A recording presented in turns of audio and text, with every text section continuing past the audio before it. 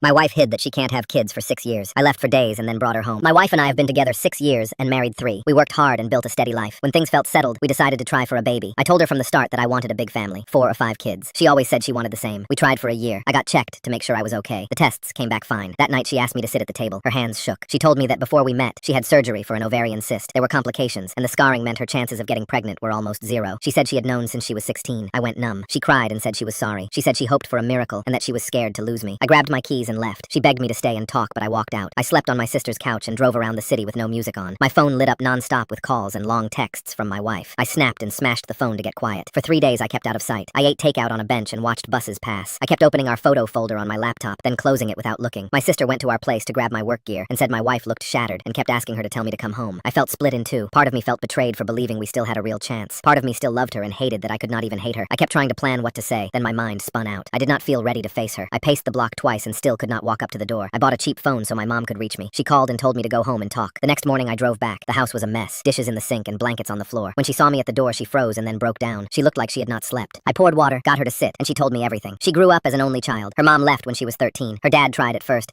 then slid into drinking. At 16, she had that surgery. The scarring made pregnancy a long shot. After the bills came, her dad fell apart and turned mean. He called her broken and blamed her for his life going bad. She quit the follow-ups because each visit made her feel smaller. When we met at 18, she kept people at arm's length. When her dad died at 19, I helped her move in. My family became hers. After that, she didn't have the courage to see a doctor about it. She said she read stories about women who still got pregnant and clung to that hope. When I mentioned getting checked, she panicked inside. I got tested quietly. When my results came back fine, she knew the truth had to come out. I listened, and then anger flooded in. I told her this was not a small thing to hide. I told her if she had told me back then, I would still have chosen her, but it had to be my choice. I said I needed space. I asked her to stay with my parents for a bit while I thought. She grabbed my hand and begged me not to send her away. I could not think straight. I drove her to my parents' place and asked my mom to watch over her. I went back to the house. It felt too quiet. I tried to work, but my eyes kept drifting to the chair where she had been sitting. I moved to the couch and stared at the fan clicking in a slow rhythm. I opened my laptop and typed what I would text her, then deleted it. I looked at our wedding photo on the shelf and thought about who she is when she is not scared. She is kind. She saves the last dumpling for me. I could still feel that she had lied, but I also felt the shape of our life together. On day 2, I went for a long drive. I passed a park and watched a dad push a stroller. I tried to picture my future without her. I could only picture an empty table. I turned the car around and went to my parents' place. My mom hugged me. My wife was on the porch with a small bag like she was ready for any answer. Her eyes were red. She asked in a small voice if this was it. I said no. I said I was still hurt and still angry,